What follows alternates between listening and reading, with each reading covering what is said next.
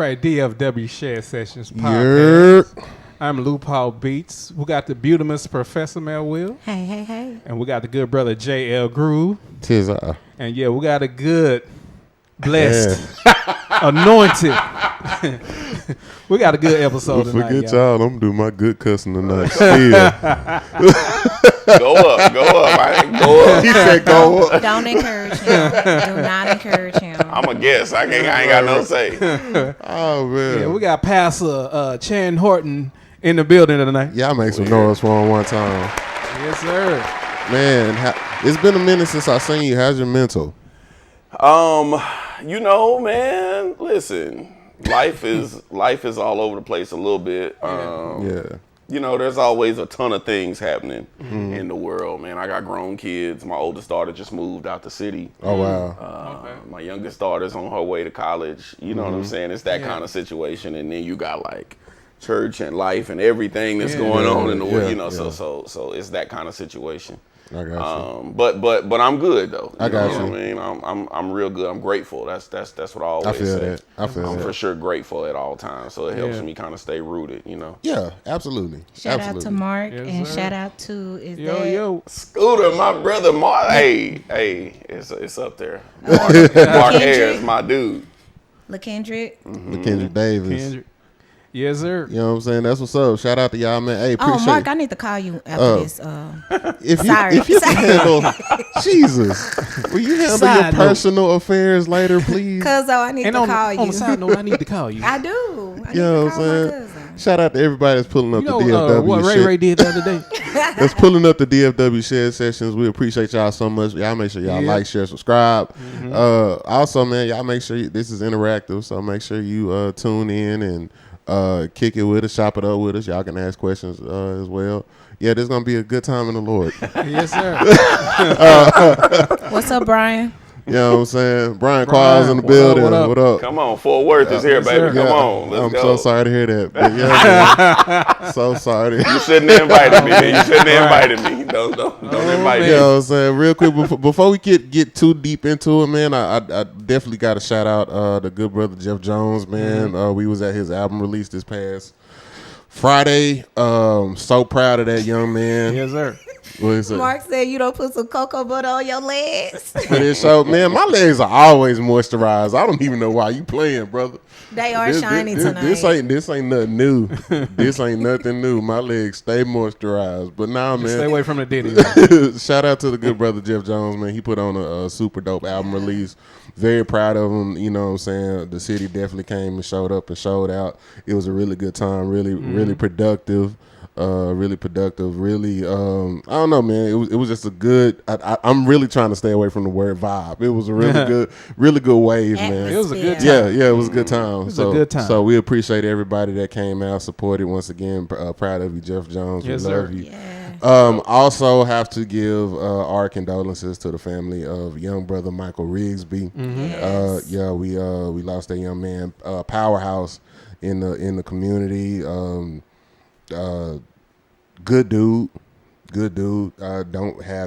Never had anything bad to say about him. Never heard anything bad about him. Name wasn't in any mess or anything like that.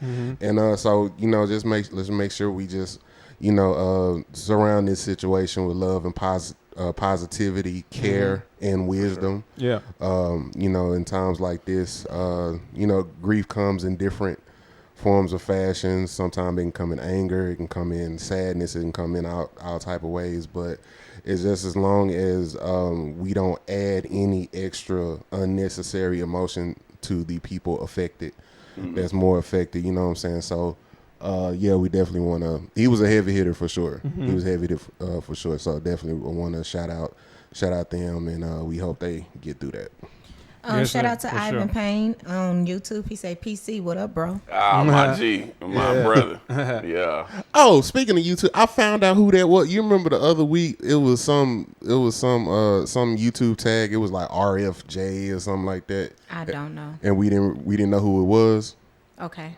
That was Uncle Lewis Llewellyn. He was on. That was him. Oh, okay. Yeah. LaKendrick, we are definitely holding you guys up in our prayers, and we're happy to, even for a small moment, give you something else to think about. Yeah. Absolutely. So yeah, man. Sure. So we here, Lou. What you got? Yeah. So let's go ahead and start from this beginning. In the beginning. So we like to start from the rooter to the tutor. So here, good brother, Chan. I've been knowing this guy for many years. Yeah. So how did you start in this music thing? Then we'll touch on the pastoral stuff and just look. I have no idea, to be honest. Like, you know what I'm saying? Like most of us, it was that thing. Church. My dad was a pastor. Okay. Growing up. And, there was always music all around me. But my dad was a musician, too. A lot of people didn't know. Oh, okay. And he was a heavy, he's like, I tell people he's a jazz fanatic, jazz connoisseur. Okay. So I didn't really grow up, like, cutting my teeth on church stuff. Like the standard traditional church stuff. Like, when I was growing up, all I would hear in the car would be, I don't want to call out a bunch of names, but like crazy stuff, Sonny Rollins. Okay. You know what I'm saying? Yeah, it was I got you. It was like heavy jazz music. You know what I'm saying? Like the B-sides of traditional, very hardcore bebop and traditional jazz from the 60s and whatever. And then I later started to discover a lot of the I fell in love with the electric jazz. I fell in love with the Herbie Hancock, the Watermelon Man. Yeah. Ooh. That kind of stuff. What I'm saying? Miles, I can't say it, but I'm going to say it like the Bitches Brew records and stuff. So like when I discovered that, it was like, oh, this is something happening out here. Yeah. And then my mom. Anthony, what up? My mom, man, the baddest dude I know. Yeah. My mom was all about soul music. Okay. Lou Rawls. You know what I'm saying? So it's like on one hand, my kind of upbringing of what I heard in my ears all day, every day was like straight soul music, Marvin Gaye, Lou Rawls, blues, and then just the Earth, Wind and Fires of the world and that stuff, and then the other side was that hardcore jazz, and it was like so my appetite and my ear for music was, even though I started out playing in church, it almost didn't register because you know what I'm saying, I didn't understand the standard stuff that you just know, like the church standards and somebody busts out singing "I Get Joy When I Think About It," and then you just know what chords to play. That didn't make sense to me. Oh, okay. You know what I'm saying? Okay. I was like hearing, like, my dad was a saxophonist all his life, so when I was growing, he was telling me about like 12-bar blues, and circle of fourths or circle of fifths, however you look at it. You know what I'm saying? Like that kind of stuff. Yeah. So then that other stuff didn't like register with me necessarily, but I ultimately started playing in church because, as with most of us, there was gaps and needs somewhere. And it was like, well, somebody got to play, and then you just start like picking stuff out. Gotta have hoop triggers back then. You know what I'm saying? We didn't have no buttons to push. We didn't have no stems to start. Not at all. And never mind, I was about to say something crazy. It wasn't praise and worship. It was congregational service. Shout out to Chris Brenham. Chris Brenham, what up? He said, "Pastor." Say, people like Chris Brenham is why I don't play no more, because all y'all too good. Everybody's too good. I was like, never mind, fam. I ain't got it like that. So, and when I was coming up, it was like you either play an organ or a piano. Yeah. I mean, you know what I'm saying? We didn't really, so you just had to learn a very specific way and a very specific thing. But that was like, it was just one of them things where you needed somebody to play, and somebody taught me a couple songs and a couple chords, and then you just keep going from there, you know? Yeah. So that's this what's up, man. Do you remember your first gig out of church and how much you got paid?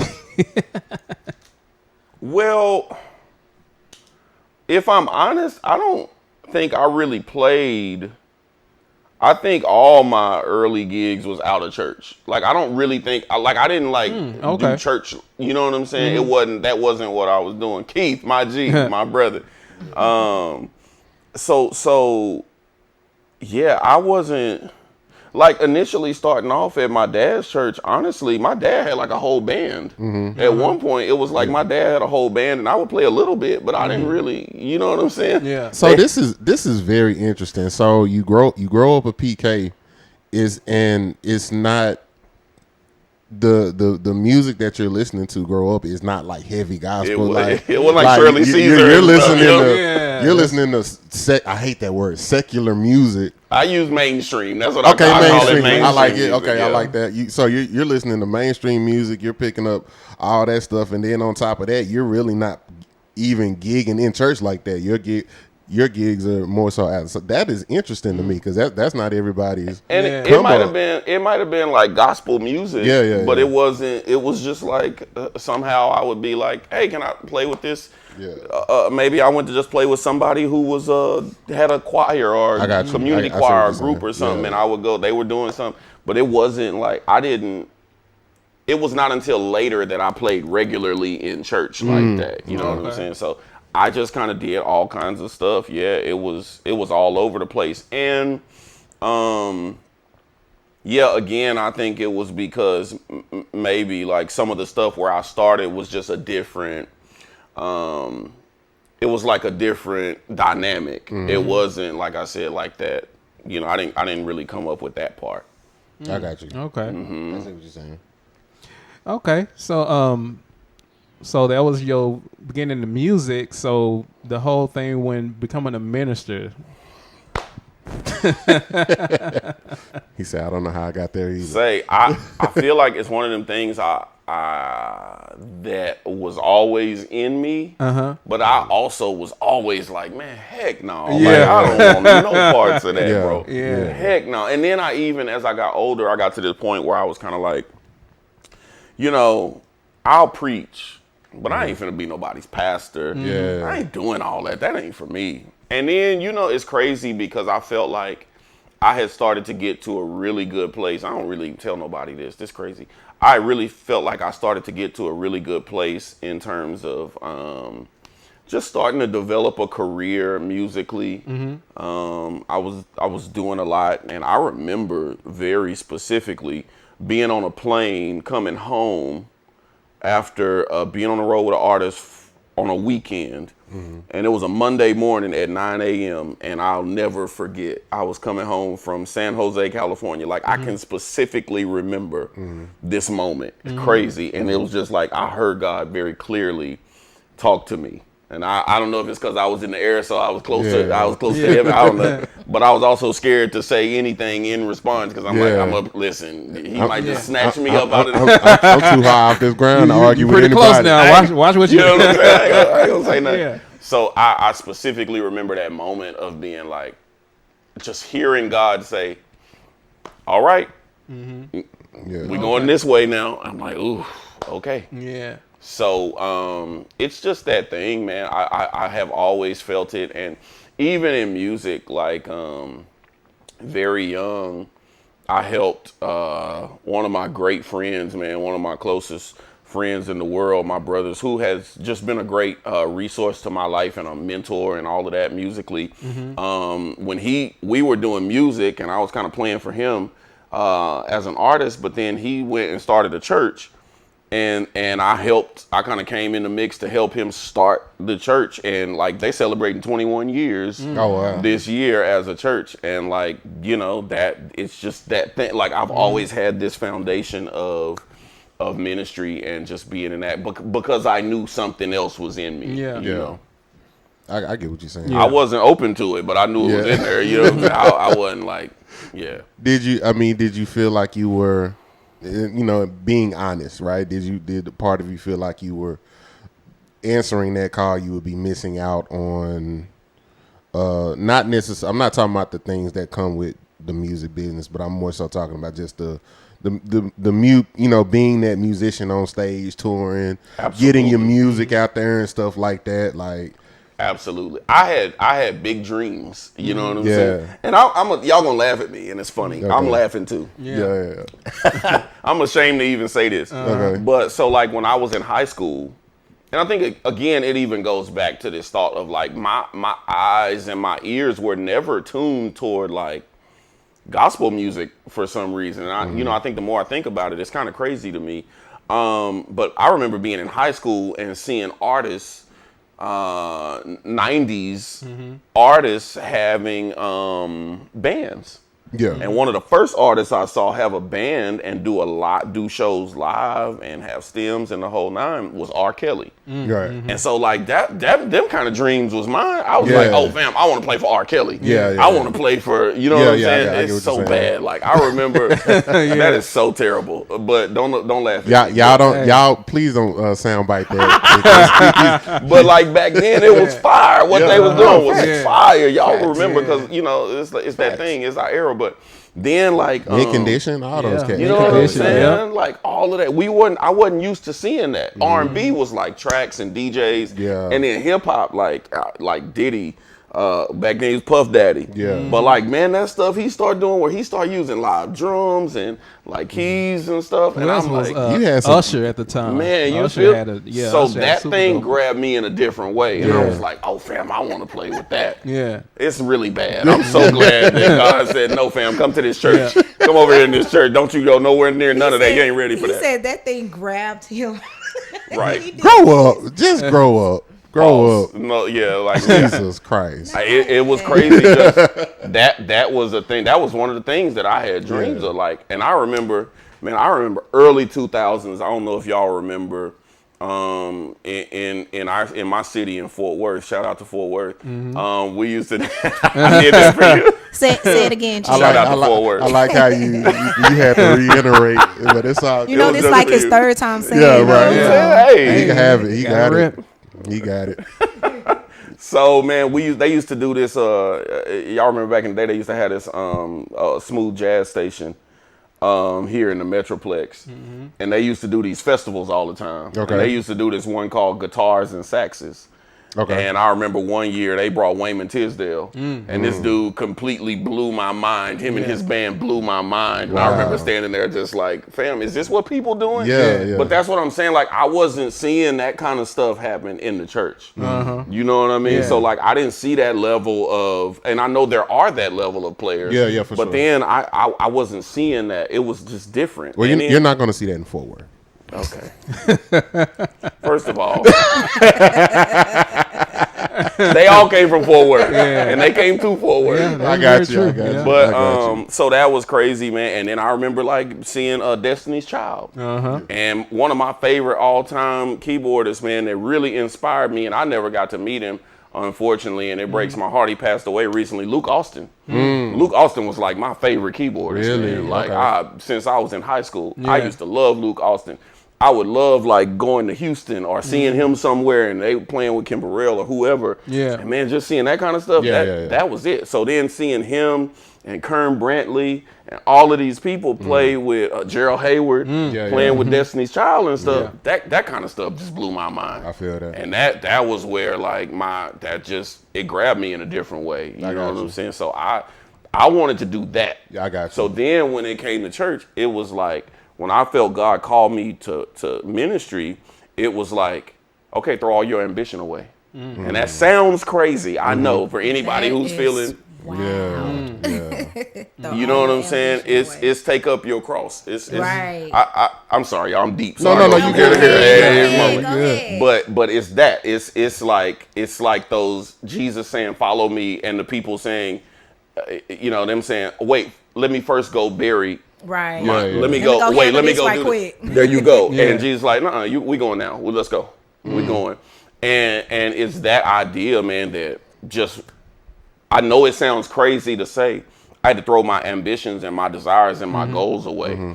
And my yes to God was to let him rewrite those. And give me whatever he wanted my life to look like. So let me ask you this. Have you had your, I get it now moment? Absolutely. Yeah. Although I didn't, again, end up playing, with R. Kelly. Puff Daddy. You know what I'm saying? Get away from that Diddy order. There you go. Thank God. Thank God. You know what I'm saying? Thank God. Both of them. Thank God. But God saved me. See? He did. I ain't complaining. I ain't mad at all. But I think the beauty of it is that I have a testimony that I've still gone all over the world. Right. I've still done. I'm still on, records that I don't even remember I played on. You know what I'm saying? And like that part, so that's the beauty. It's like it didn't look the way I wanted it to look, But it's not like it didn't happen. Right. It's not like God said, forget what you want to do. Right. He just said, we're going to do it my way. Right. You know what You're I mean? still going to do it. So that's beautiful. You know what I'm saying? Absolutely. Yeah. I've made a career. I made a living for, 15 or whatever years as a keyboardist. Yeah. And it wasn't in the way that when I was that 16 and 17 and 18 and 20-year-old me desired. But I started like touring and stuff at 19. Right. You know what I'm saying? I started traveling and playing, doing all of this stuff. Even if it was going around the corner to some little Baptist church with 12 people in it. Right. I was still like, I started doing all of that in 19. Yeah. You know what I'm saying? Cats in their 40s struggling to do that now. And I've done it, I've done it with rock, with country artists, with R&B artists, with you know what I'm saying? Like I've done it I've done it in multiple genres, I guess, is that one. Man, can I shout out my guy? Go ahead. Yeah, I was trying to wait for you to do a break so I can give them their shout out, but go ahead. Sorry, okay. No, you good. Zach is that's my young bull, man. That's one of my guys. That's my young bull. I'm not gonna say what I would say because this this a different platform. But man, that's like one of my spiritual sons. He's special to me. That dude right there is on his way to do great things. He's an incredible. I ain't gonna say it today because I ain't got on nothing he made me wear. But he's my stylist. He's a brilliant fashion designer. He's got a clothing line coming up. He's doing incredible things, man. Part of our church he's on. Dope. And then Justin Murray, y'all gotta meet Justin, man. Justin's the keyboardist at my church. He moved here from St. Louis exactly a year ago. Oh, nice. Phenomenal player, man. Incredible dude. Like jazz savant, gospel savant. He can play anything and everything. Incredible dude, man. That's what's up. I'm glad. What did Chris Brennan mean by your members are wild? And he he said mentors. He talking about probably because I said because he said R. Kelly and R. Kelly. okay. I was trying. Hey man, I was trying to get back to that comment because I wanted him to expound on it. Okay. Hey man, you need to go back and we just got to go back and look at what was popping in '98 and you know what I'm saying. Before the tabloids. There you go. You know what I'm saying. That was different. It was just different. Something different was happening. Age ain't nothing but a number. You know, that was one of them songs. There you go. Anywho, how many instruments do you play outside of keys? None. Well, I started on drums. Okay. I can probably play a half a song. Right now, but not much more than that. Would you being a musician yourself? When you were picking out your musicians for the church, were you just a little bit more particular? Were you a little bit more, or did you allow willing workers to prevail? This is a crazy question because like I said, our keyboardist is here. He probably listening talking about, nah, fam, don't lie, tell him. But you know what's crazy? Man, we hired Justin. Like me and Justin had conversations on the phone when he was still in St. Louis. Oh, okay. But because of the person who connected us, I was like, yeah, I trust it. Come on. I got you. So he literally drove from St. Louis straight in. I had never heard him play. I'm like, I hope. You know what I'm saying? Wow. Best wishes. That's on faith. Come on, somebody. That's a different level of trust. Yeah, but man, I listen. I'm committed. I love it. Like I love it. He's next level. Shout out Gino Stevenson. Gino, what's good, man? Gino, you did your good playing on Friday, sir. Oh yeah, Gino. Yeah. Gino is that guy. I want to work with Gino too, but I'm not famous enough. So I want to answer your question. Get him. I want to work with Chris. You know what I mean? I'm not famous enough. I just be back there clapping. Right. You know what I'm saying? But I so here's my rule of thumb. I'm more about atmosphere than I am about skill. Okay. I would rather have people that everybody likes to be around. Okay. Yeah. I'd rather have a level 10 person than a level 10 talent. Yeah. So absolutely. if I have to choose between, so that's what leads me to people. Yeah. I want your heart. Absolutely. And if that part is drawn to me, then we'll figure out everything else. Now, yes, I'm particular because like I see church a different way. I have a picture of my head. Like I always tell people, I'm like, hey man, when I start preaching, like I want that feel that like Kanye finna come up out the stage. I want to feel like this is, you know, because again, I didn't come up on the traditional like my experience and my vision has never come from that traditional thing. It's not like I'm at the end of my message and start playing the organ. Like I don't. That's not me. Really? Nope. I need to come to your church, man. So crazy. I want that smoke, like the whole. I want like, you know what I'm saying? Give me that fire, like. So that I call it apostolic music. So like that dun dun dun dun dun. I like all the. Give me all the drama. Really? A wrestler about to come out. That's what I'm. Hey, I want that fire. I want to feel like play some Young and the Restless. You know what I'm saying? It's like you watching a movie and you know this not a good example. Like Batman and Superman about to start fighting, you know, because you feel that thing. You feel them atmospheric tones and them. Like, so you like, oh, something finna happen. What's like the Avengers or something. I like church to feel like that. I want that. I want, you know what I'm saying? That's interesting. That's what's up. So we can figure that out. Because I get it. Most people have never done what I'm asking for. And that's okay. As long as we like live, you know, as long as we locked in together. Come on, man. See? Listen, Chris, no, he got it. I want something. I want you to make church feel like an experience and an encounter. I got you. You know what I'm saying? So even when it came to that style of church, who did you look at or who did you like gain some inspiration from to go that route as opposed to the traditional, you know, Baptist, you know what I'm saying, as opposed to that. Yeah. Now we got that in our church too. You know what I'm saying? You be shouting, Chan. You be shouting. I mean, you know, I'm good to cut a step. Woo! That Mark Ayers took me somewhere. There was Dave. He said only Juice. I don't know if y'all know Juice. Was the one that understand. One of the first people who played for our church. It was like a thing, and I don't think I probably explained it to him the same way. I never said nothing. I was like, Juice, I need you to do. Y'all know Juice? You know Juice? You know Juice? I knew. Yes, you do. You know Juice. I don't think I know Juice. Yes, you do. I just don't know what his real name is. Justin. Juice play keys. He on tour right now. Mark, what is Juice's government name? Please don't. He was playing with Macy Gray for a while. Okay. Juice is here. Like he from Houston, but he live here, I think. Oh, I think I know you talking about. I need to see. I play drums too.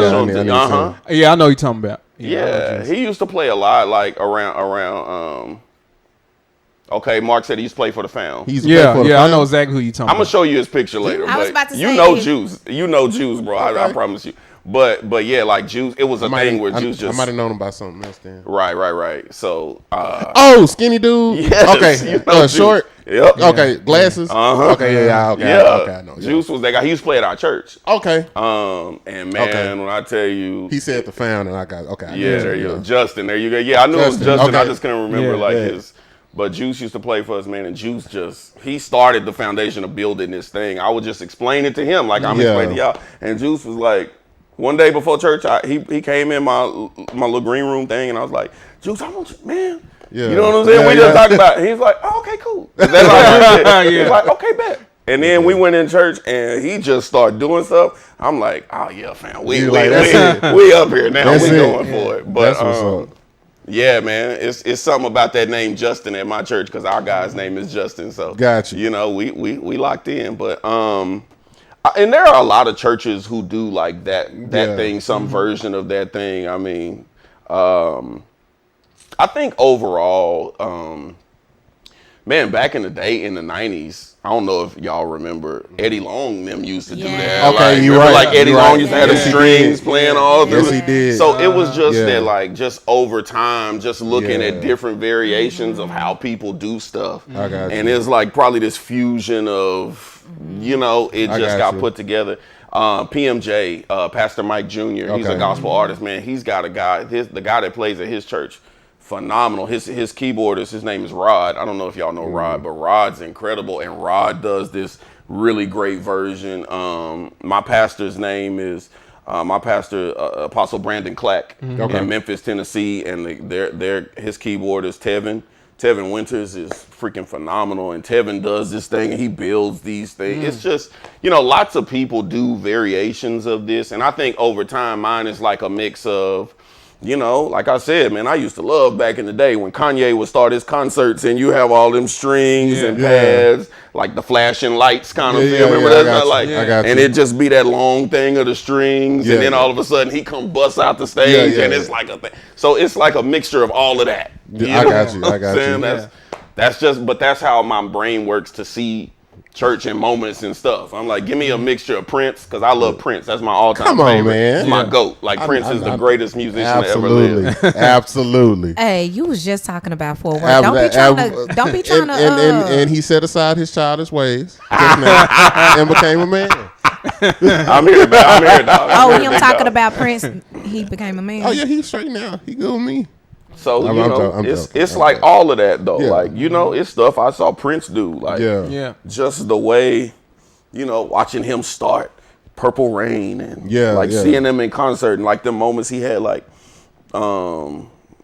this crazy. I don't know. I'm talking about all this stuff, but no, you good. Like when they did that rave, the 2000 record, and he had Larry Graham on bass. Yeah. He had all of them, and they would like do these instrumental moments and stuff. And so, man, it's like literally.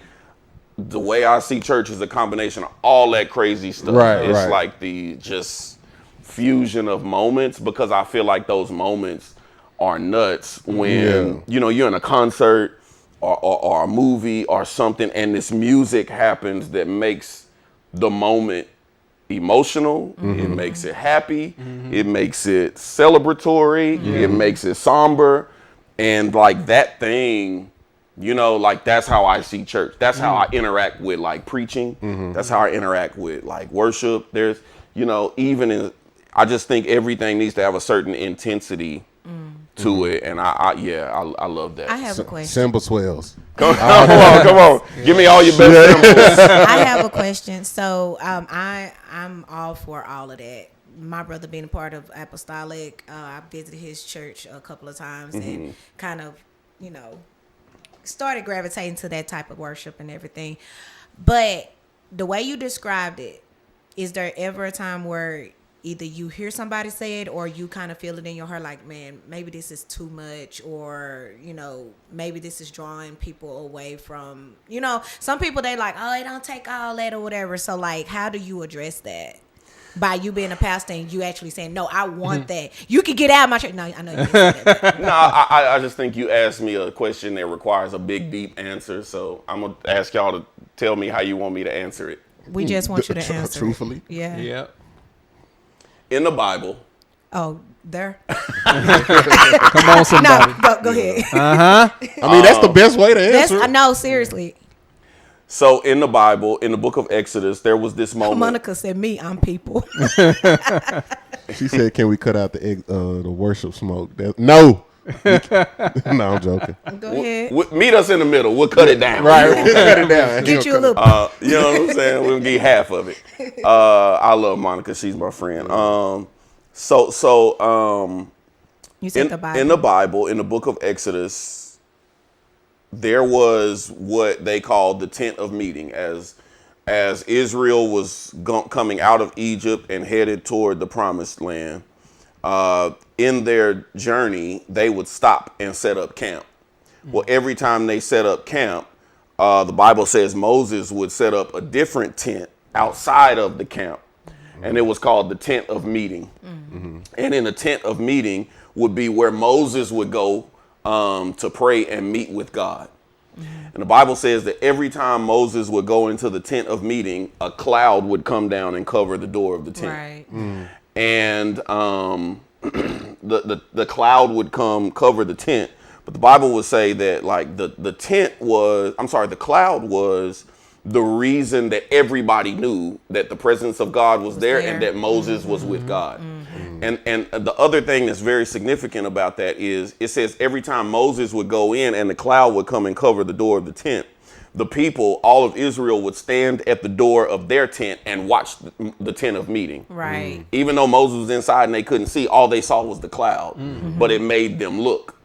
And so I think that like the very specific way that I explain this, not only to our church, but to people who like serve with us in ministry is we're always in pursuit of the cloud. Wow. And wherever the cloud goes, That's what we ought to all see it. Yeah. And that cloud might come in a hymn. Mm-hmm. And it might come in some smoke. There you go. Got you. Whatever it is that draws all of our eyes to the presence of God.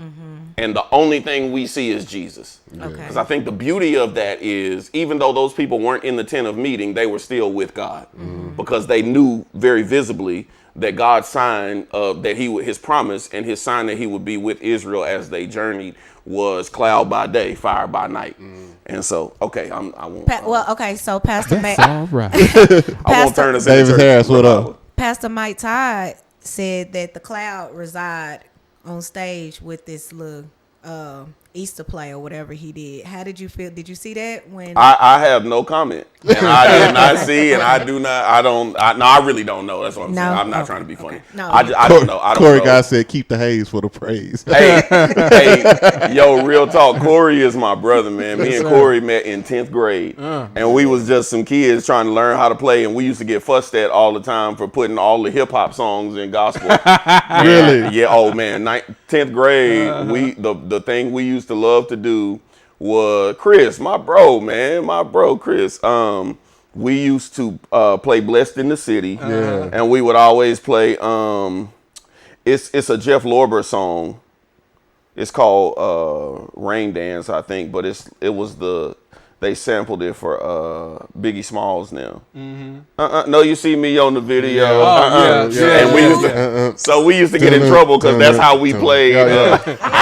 Playing that worldly music. That's how we played. It was Lil Kim. Thank you. Cool. So like, Jamal so Smith, what up? We would be at we used to get fussed at all the time. Quit playing all this, Drew Hill. We was like we used to literally just walk around and figure out all of the like rap and R&B songs and what church song we can make them fit in. So we used to get fussed at all the time. Man, that's crazy. We all did that at a young age. Monica said y'all wore out blessed. We did. It's all right. We did that this past Saturday. That's funny. Yeah. But, so I have a question for you. I'm ready. I have a question for you. So as a pastor, as a musician or whatever, at what point? He said Pastor Chan kind of cool. Do we? at what point do we draw the line? Okay, what's the line? At what point do we draw the line when it comes to because now I heard what you said and I agree. I'd rather have the solid person, the great personality, easy to work with, over the talent because there are a lot of talented a-holes, right? Yep. But at the same time, at what point do we draw the line and say, yo, there needs to be some, any and everybody can't be on the praise and worship team. I agree. Any and everybody can't be, you know what I'm saying? So I have this. On the mixing board? Yeah. Any and everybody can't be on the mixing board. I don't need any and everybody out in the congregation with a tambourine. You know what I'm saying? So at what point do we draw that line and say, okay, we good, but how do you do that respectfully? How do you respect? You don't have to talk about the tambourines, though. Go ahead. No, I think that's very important in this conversation. Yeah, because listen, we all be all beat. Man, I like this guy. I've never put a pastor out of my house before. Please don't. Come on, you see Zach? He go to our church. He said they won't let me on the worship team. We sure won't. So go tell down somewhere. Go do what you do well. Do what you do well. I was about to say, I think that's the thing. I think. Thank you. So I have two versions of this. Okay. The first thing I'm going to say is I think there are some things you build and some things you buy. Yeah. Okay. I think it matters. It matters to what matters. What matters. Yeah. I get exactly what you're saying. You're doing a podcast. Yeah. So saying, we gonna skimp on mics and cameras, but we gonna have incredible lights. No, we ain't. No. You know what I'm saying? It's that. It's right. Yeah. So I think that it's like it matters to who you are and what you're called to. You can build some things. You can be patient with some things. But some things you gotta buy because it's like it's got to be this. These are my non-negotiables. Right. I also think that there's this thing I always say that there are some things you're willing to do, and then there are some things you want to do. Yeah. You're called to do some things. Right. And because of that, I think that in the grand scheme, you get burnt out on doing what you're willing to do. You don't get burnt out on doing what you want to do. You know what I'm saying? Y'all don't ever get tired of doing this podcast. Right. You're called. Well, Yeah, but I hear you. Y'all know what I'm saying. I hear no, you. just playing. Within reason. You get what I'm saying? And now we ain't going to do it every day. Right. But everybody in here would lose your mind if I said don't do it for a year. Right. Yeah. Well, yeah. You feel what I'm saying? Yeah. Something would pull you back in. You're like, nah. Yeah. Visions, ideas, plans. Yeah. It's like there's a reason that some stuff in us we can't. You know what? That's very true because when we took a real long break, actually, we took a long break and it was so much stuff happening. Yeah. And me and Lou would talk, be like, man, Yeah. man, we need the pie, man. It just we need the pie. Yeah. You feel what I'm saying? You are right. I think, Katie, goodbye. Yeah, I was about to read what she said. You about to get. This ain't my podcast, and I'm finna block you. Please. He said you picky. See, Scooter, Keith, all y'all. See, because it's not no. See, people gonna take that to think that I mean like that. I don't care about talent. I do. I like. No. Yes. Care about talent. It's okay to care I about just talent. care more about. Yeah. See, it's one thing for me to call you to say, I'm gonna do this in layers. Let's say you're going on a tour for 3 months. Nobody wants to live on a bus with people they can't stand for 3 months. Absolutely. I don't care how good you are. Right. Yeah.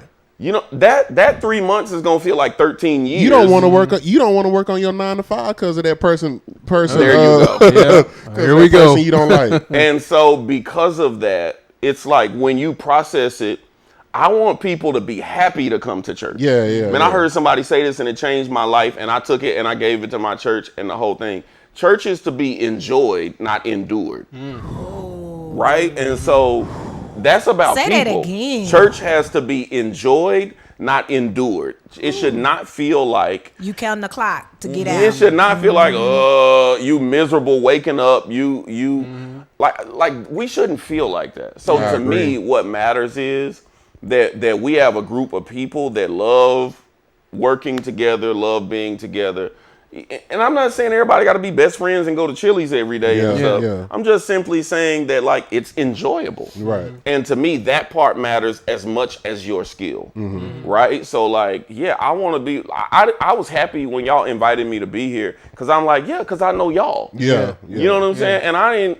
It's like even like what I said before. I ain't tripping about whatever we talk about because it's like. It's going to be like we cool. Yeah. And I think there has to be a layer of safety to everything. Of course. Yeah. So that it's not like, and then I don't want to be having people come to me every week talking about, man, I just can't work. Listen, I can't work with Lou. I can't work with Jay. Man, Jay, let me tell you what Jay did today. Yeah. Like, man, hey, let's just be good people first. Absolutely. You know what I'm saying? And I mean, you have to. Monica say everything should be done in excellence. I get that. Absolutely. And Be done in excellence too. But in my thing, and just to add to what you're saying, when you hold certain positions, you have to be both. There you go. You feel what I'm saying? There you go. Absolutely. And you have to be both. You have to be held to some type of standard. Yeah. And I think a lot of times people get away from the standard. People, whether it's being a good person or being good at your craft. Yeah. You feel what I'm saying? It's like you have to, but in some way, shape, or form, you have to be both. And I'm committed to people who are both. Absolutely. If you're amazing, if you're, again, as I say, if you're a level 10 player but a level 2 person, you ain't for me. Yeah, absolutely, for sure. I'm a pass. Old school cat told me a long time ago, your talent will open doors for you that your attitude will close.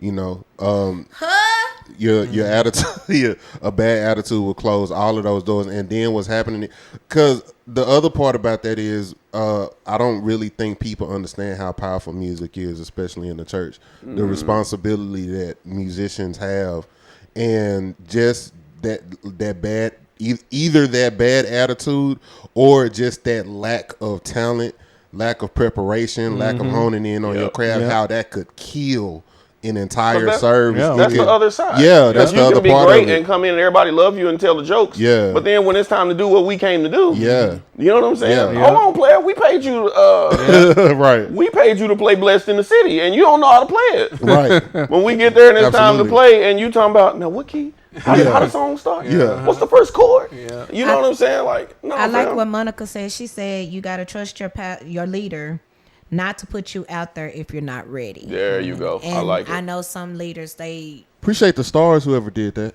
Somebody sent some stars? It looked like somebody sent stars. Who sent stars? I don't see any stars. Yeah. You got to scroll up.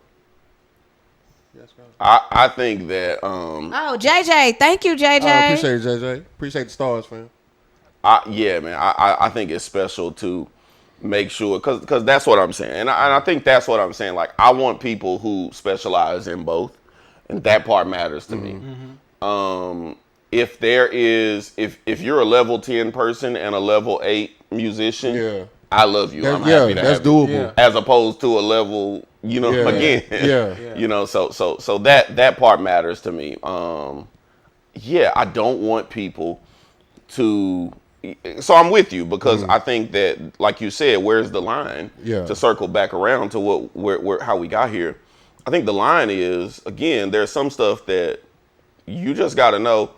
I'm good on that. I need somebody with more skill than that. Or just simply saying, hey, bro, I see where you going, but you're not ready yet. You know what I'm saying? You're not ready yet.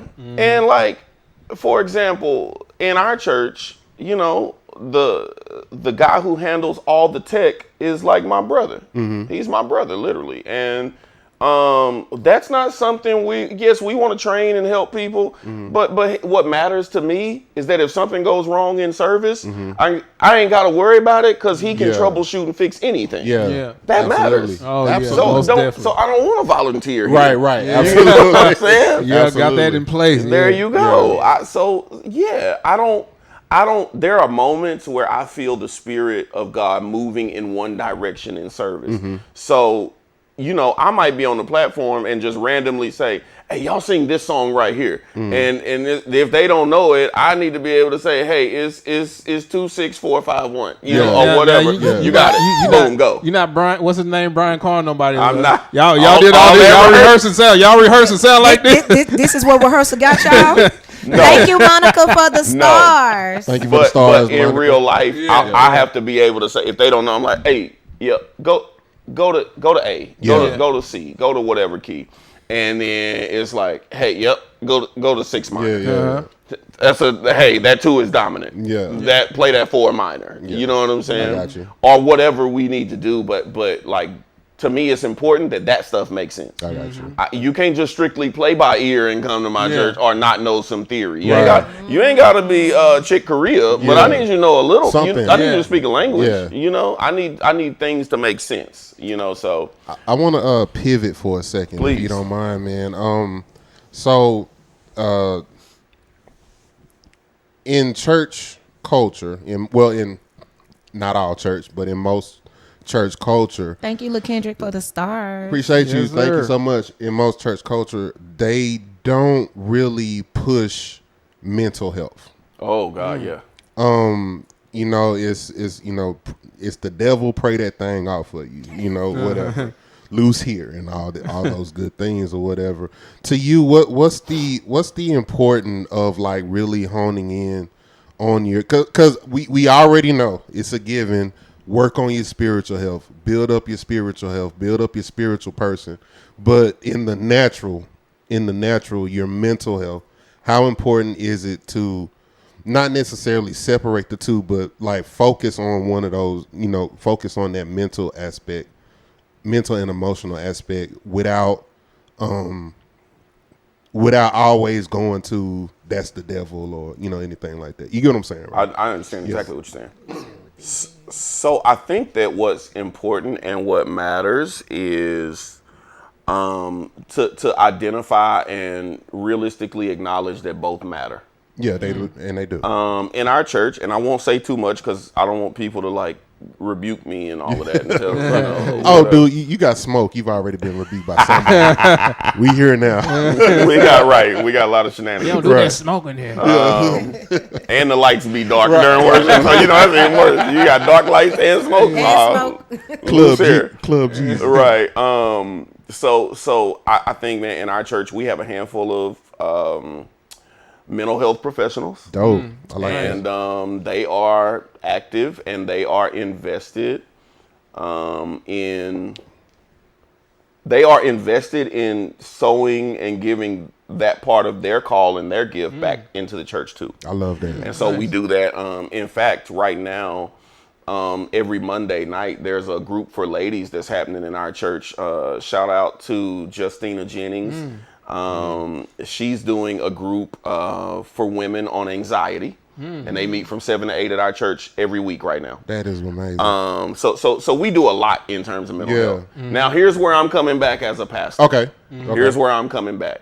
I think part of the problem that I want to really acknowledge is some of it might be spiritual. Okay. I'm not saying it is, and I'm not saying it ain't. Oh, Justina's on. Hey, see there? I didn't even know. I didn't even know. Look at you. Right. So hey, Trinity. So I think though one of the things that we've got to acknowledge is that we can't neglect one for the other. Right. And a lot of times, I agree.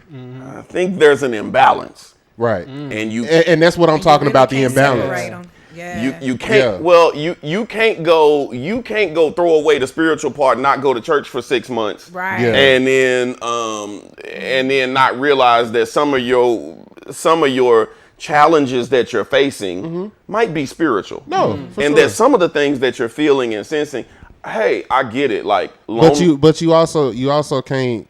I also don't feel like you can shout and roll on the floor. I agree. And it ignore, can't be holy. Yeah, there you go. And that's kind of what I'm saying. And that's what a balance. It can't just be like, oh, I ain't going to church no more. And then, but then not realize that, hey, there's a spiritual aspect like, of this too. Yeah, as a believer, number one, the Bible talks about the mind and the emotions and the heart over and over and over. Right. And so it matters. If it mattered in the Bible, it's got to matter in us. I think the other side is something as simple as saying like, yo, I feel alone in life. Well, church is community. Like, bro, show up. Say hi to people. Like, you know what I'm saying? There are things all the time, like, again, like this thing that our church is doing on Monday nights right now. It's just, it's a group and an opportunity to come in and talk. And what's cool is it's really just open because Justina, the lady that's leading it, that's a part of our church, she has her own platform and does her own thing. It's not just in the church. And then people like who don't go to our church are just showing up. But again, like we have one young lady who I love. I just got to meet this past Wednesday. She came to the women's anxiety thing, but she just recently moved to Texas. Didn't really know a lot of people. Well, she showed up. Well, where she found community was in both mental health and church. Gotcha. Feel what I'm saying? Yeah. So it's like, I think that both matter in a great way. Absolutely. And I think that for all of us, that's everybody, the people serving, people in the pews, all of us who are believers. I think that if you're a believer, I think what matters is you cannot neglect the presence of God. And I don't just mean that in going to church. Yeah. Like the only time you pray can't be when somebody's praying in church. Right. Like the only relationship with your Bible, I want to encourage you that it would not just be on Sunday when pastor says turn to Genesis 1:1. Right. Like that can't be the extent of your relationship with your Bible. Right. But also at the same time, it's like, don't neglect the presence of God, but don't neglect what you feel. Right. And I think that there might be tools around us that can help us address what we actually feel. Absolutely. You know what I'm saying? We all have moments where we feel lonely and alone. I today was a day for me where I was just in my phone like, hold on, I need to call people. I don't like the way I feel. Yeah. You know what I'm saying? Yeah. And it's all of us, right? And we have high highs and low lows. Right? Yeah. And so I think it matters that we don't just, as you're saying, throw away how we feel or try to pray it or cast it out of us. Sometimes you just need something practical. Yeah. You know what I'm saying? Absolutely. It might just be, like I said, man, like, and I want to encourage y'all, and I want to like clap and shout y'all out, because I think what y'all are doing here is ministry. You know, even today, for example, like I said, like me just feeling, I isolate myself a little bit on Mondays, and you know what I'm saying? Yeah, it's just that thing. But being here is healing for me. Just talking to y'all and laughing and people and like a thing. You know what I'm saying? It feels good to me, and it fills the void. Yeah. But in reality, you know, like we've said, there are high highs and low lows, and we can't neglect, and we can't just like overlook or minimize or diminish how we actually feel. No, for sure. And sometimes we don't do anything with it. Yeah. And that could be cultural. That could be like just what we are used to, traditional. Yeah. Right. Even outside of church, just our culture. There you go. Yeah, it might sure. be. It's just whatever. So I think sweep it under the rug. Yeah. Right. You know, men don't cry. You got to be hard. Right. I like what stuff. Monica said. She said a lot of that anxiety is consequences of disobedience. Come on. And Lori said, but some people don't want to own their consequences is due to their disobedience. And I think that's very valid when it comes to knowing whatever you're going through or whatever you're feeling. Is this a consequence based off of what happened or a decision you made or whatever? Or is this truly something that is coming on you that needs to be prayed off of? But I totally get what they're saying. I feel like that's one of those conversations where it's, because you know there are some things that's black and white, and then but in most situations it's very gray. And some stuff could just really depend, because like, you know, if we're talking Bible, it's like, well, what did Job do wrong? Girl, you know what I'm saying? Hey, you tapped in. Like, you tapped in. It's like, boy, let me find out that you went to clergy school. I really wish. You know what I'm saying? Because I've been trying to do good. I know. I'm so proud of you. Yeah, but you about to F it up. So if you just, but nah, man. So it's like, what did Job do wrong? You know, and that in that situation, that was a spiritual warfare. He got caught up in some beef that ain't had nothing to do with him. You know, me, right? You know what I'm saying? But that was more of a spiritual thing. But you do have some situations where it's like, bro, you're just facing the consequences of a bad decision that you made, and sometimes that might not even be spiritual. That, like, you just made a bad decision, and you're dealing with those. You're just dealing with those consequences. You know what I'm saying? You knew you shouldn't have. You knew you shouldn't have said that thing, or you know you did this thing out of a spirit of malice or whatever the case may be, and you're facing the consequences of that. I want to say something. Monica is funny. Monica is funny. She said that F stands for faith, right? Not at all. Not at all. Not even a little bit. No. I think I want to say something that I think matters here to this part of the conversation. And what that is that I think we've got to learn something. Then this is me learning this from personal experience. This is not me being on a mountaintop looking at everybody in the valley. This is something I learned from personal experience, and I had to learn about myself in order to help myself. And as I learned that, like, hey man, I don't need emergency room people in my life.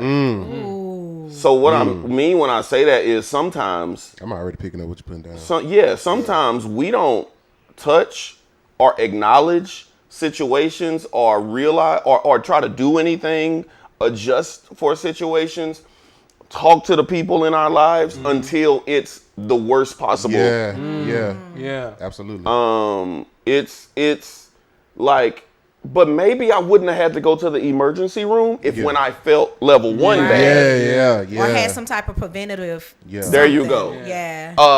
Kobe was my favorite basketball player. Right. One of the reasons everybody loved Kobe and his toughness was because he played hurt You're right. all the time. was like, hey, bro, like, you know what I'm saying? You don't have to play that way. Your job loves you because you come in sick. You never take days off. It's like, hey, man. Yeah. You know what I'm saying? Yeah. Then, though, when we get to level 10, we get to, like, I got to go to the ER. It's like, bro, if at level 3, you had touched something, you had reached out to somebody, then we never would have got to the emergency room. Right. And I think that I had to learn that the hard way about me. Mm-hmm. And I had that conversation like with my pastor. I'm like, hey man, I'm not gonna only talk to you. I need you to know this about me. I'm not gonna only talk to you when it's emergency room. You know what I'm saying? And it don't have to be nothing. Like I have friends and like people that I love that like, you know, it's just like, hey man, I just want to talk. One of the reasons that I play, and people don't know this about me, one of the reasons that I play the little bit that I do play still is because it gives me a chance to spend time with my friends. It's community. No, for sure. Let me tell you something. I don't care if I never play another song in my life, right? But there's something to, I'm gonna be with Lou tonight. I get to kick it with. That makes a difference for sure. You feel what I'm saying? That's the thing that draws me in. Yeah. I'm only going because Scooter gonna be there. Yeah, because so and so gonna be there. Because somebody, you know what I'm saying? And that's the whole thing. A good vibe. It's the family. It's the community. A good fellowship. And that part is healing. Now, and then too, another addition to that is also understanding that a lot of times what you go through isn't necessarily for you. Man, you in deep waters out here, man. Sometimes what because you talking about what you had to learn about yourself, it's the same. I had to learn this about myself I too. come here to preach to you today. See, you would have missed that without your headphones. I needed it. But a lot of times, the things that we go through isn't necessarily for us. Sometimes what we go through is so we can help somebody else down the line. Man, come on, bro. You know what I'm saying? We'll run across a lot of younger versions of ourselves, and it'll be like, oh, okay, I see what you're dealing with.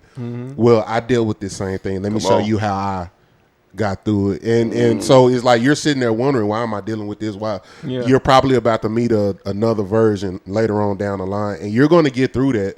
It's just that at this particular moment, you're needed to be cultivated in order to be that vessel to help somebody else. Yeah, you know what I'm saying. So that's a major part of it too. It wasn't, like I said, wasn't even nothing you did really.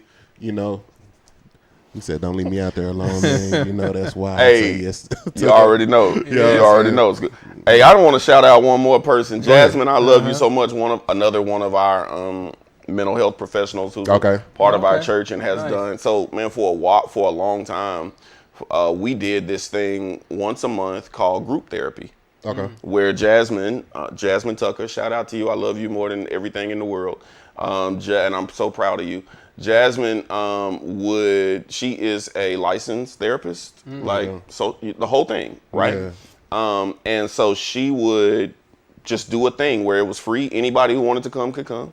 It was like, hey, just come, like whatever time on whatever day, once a month. And it was like it was literally a group therapy session with a professional, licensed, trained therapist. I love that. And it was like that thing. And if you want it, come get it. Yeah. You know what I'm saying? Yeah. If you want to see what therapy's about, come over here. But the fact that resource was available, that's really dope.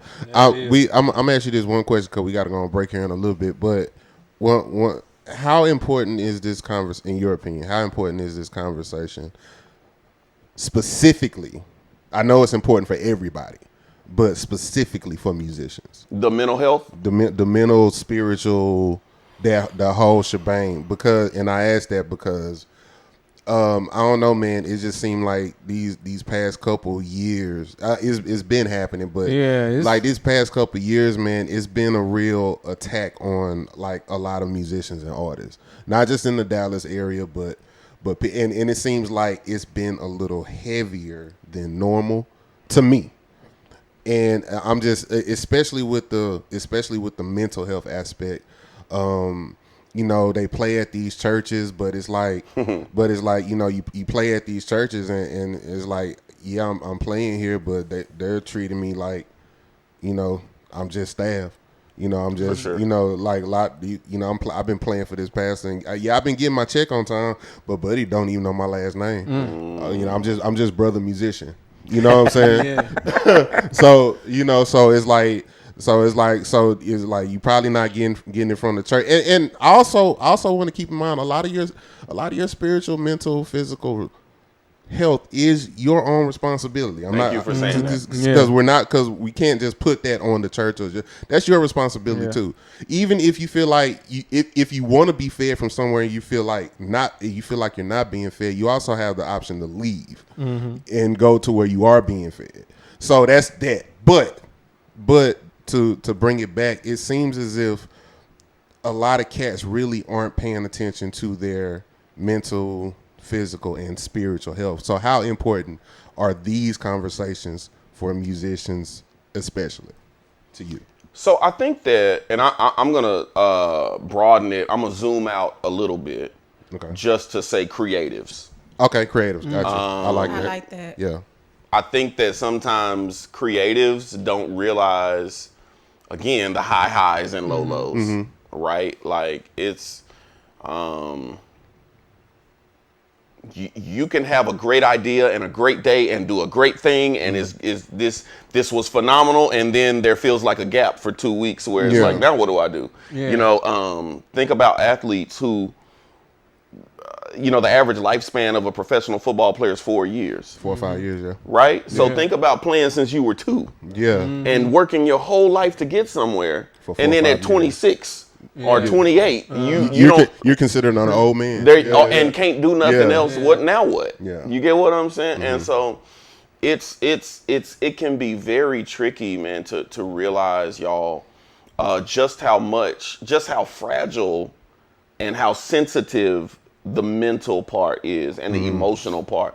People who are creatives tend to carry their heart and their emotions a little bit. They're a little louder than some other people. We feel more, and that's a lot of times what makes us great. You know what I'm saying? You just feel something that nobody else in the room can feel. You can just feel when to hit the right tom, and you can feel when to play the right sound and the right chord and what happens in the room.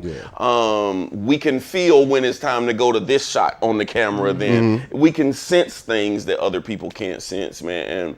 And but I think at the same time, it matters for us to be aware of who we are. Yeah. We got to be in tune with who we are, right? So then, though, at the same time, it's what matters to you. Right. Because like you said, I think that we have to be rooted in something. Right. I mean, we got to be rooted, right? And I think if you're a believer, it has to happen. It has to matter to you to have roots.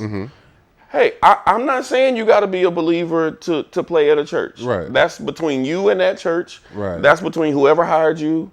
You know what I'm saying? But at the same time, there have to be roots somewhere, and something has to matter. Right. And the same is we had the conversation about saying, I want to have people who are good people as much as I want to have great players. Right.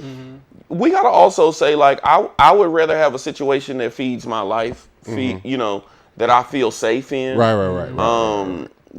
Psalm 23 is one of the most famous pieces of scripture that, to everybody. But one of the key parts is because the Lord is my shepherd, he leads me to green pastures. Right. Well, you got a green pasture has to matter. Right. And if it does matter, then you got to be able to identify I'm in a brown pasture. Right. You get what I'm saying? Grass kind of dead. And then maybe this isn't for me. Yeah. And I know they pay me well. Yeah. Or I know it's got these perks. But man, Yeah. So I think that part matters. And if you're not being fed at the place where you work, for example, I'm going to approach this conversation from the standpoint of a pastor.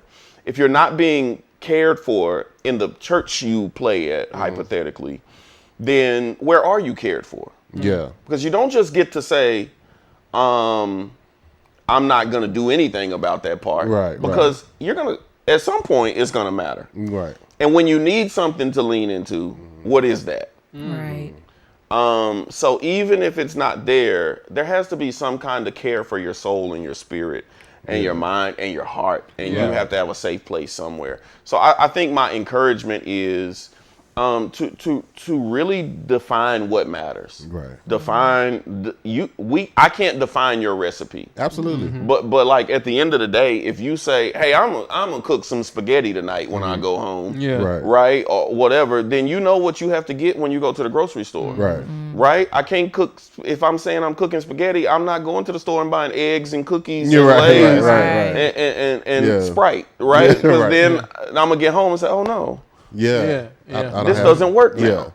But same thing, you have to know the recipe for you, right? You have to know, like, I need these kind of people around me. Sometimes I need this thing. I'm an ambivert, for example, which means I'm right in the middle of extrovert and introvert. Okay. Well, I know that, hey, I'm happy to be in people, but I also need some time to decompress and recharge. Absolutely. Right? And so it's knowing your recipe to me that matters. And I think that, Which the bottom line of that is just being honest with yourself. I agree. The bottom line of that. Yeah. Last question before we go to break. Okay.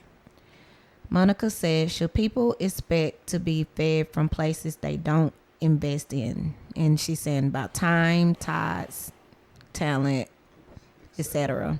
You can't go to a restaurant and eat for free. I think we have to define invest. And what I always say and what I believe personally is you don't earn worth and value. You start from there.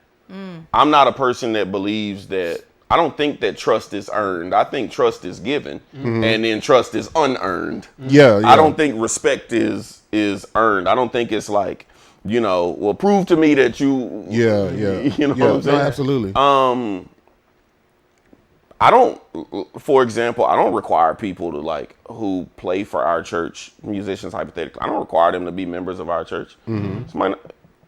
I can be your pastor or I can be your employer. You pick.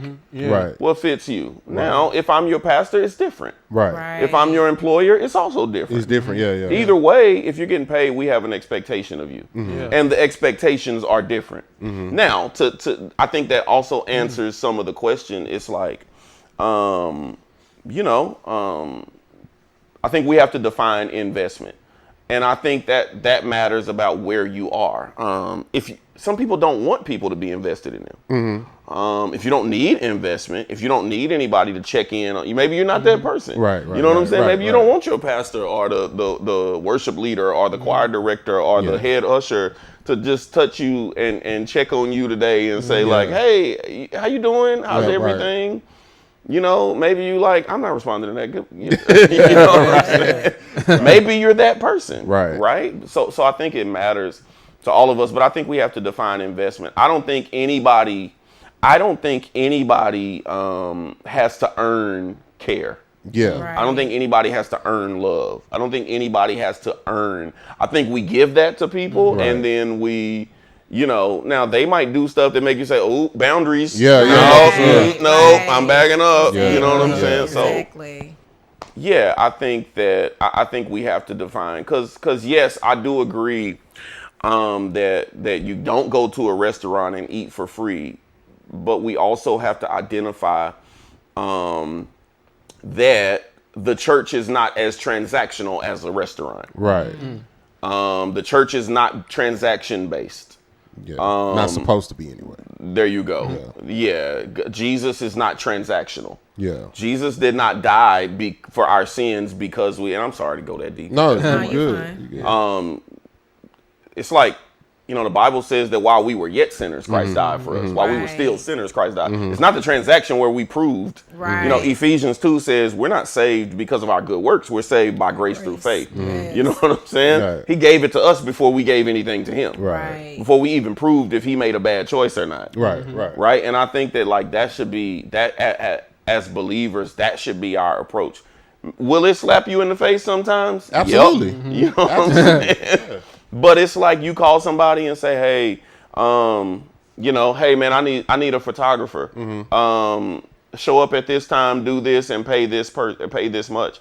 Well, if they don't show up, you know what I'm saying? Now I'm gonna handle you different next time. For sure. Or if you call somebody and say, hey, I need you to play with me for this thing. Well, if they're an hour late, then next time, oh fam, So I think it goes back to that in everything. I don't think we make people earn care, love, whatever. You know, like I said, that's why I say I don't require people who like work at our church in some capacity to be members, because that may be something that your heart has to grow toward.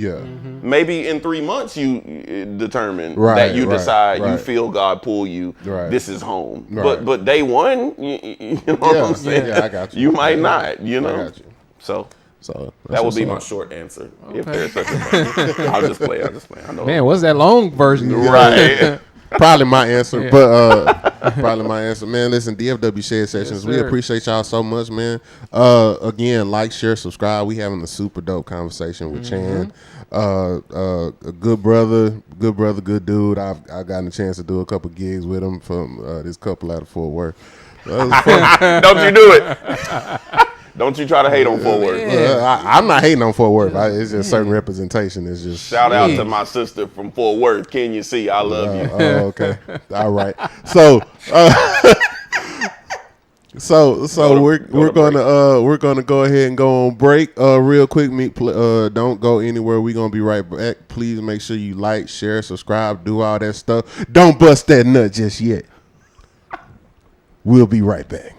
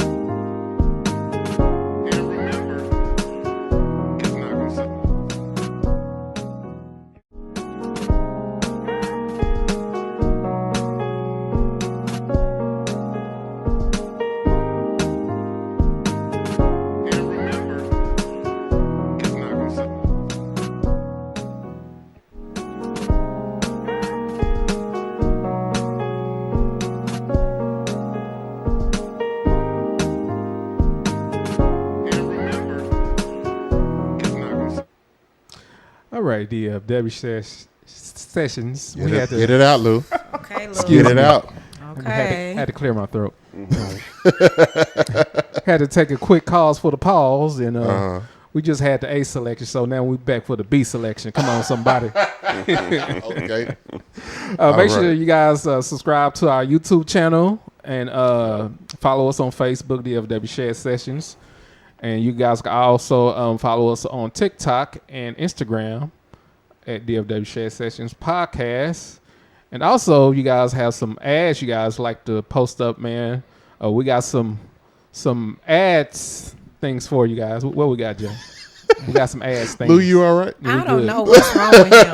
I don't know. We good. No, man. Listen, y'all asked for it, so we delivered, man. If anybody has, there's anything you want to promote, your shows, your business, anything you got going on, you can purchase some ad space from us, man.